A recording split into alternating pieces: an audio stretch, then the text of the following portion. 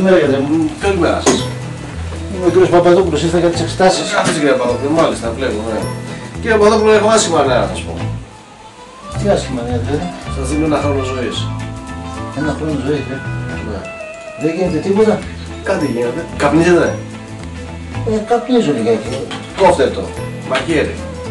Να το κόψω. Άμα είναι γιατρέ μου να ζήσουμε ένα χρόνο παραπάνω, να το κόψουμε. Από πάει πως πάμε, τρώτε λαδερά. Καταλαβαίνω, λιπάκια.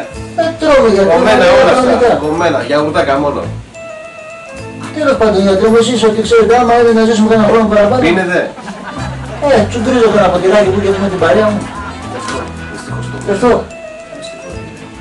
Και από σεξ πώς πάμε. Κάτι γίνεται, γιατρέ μου. Να το κόψουμε και αυτό. Δυστυχώς γιατί.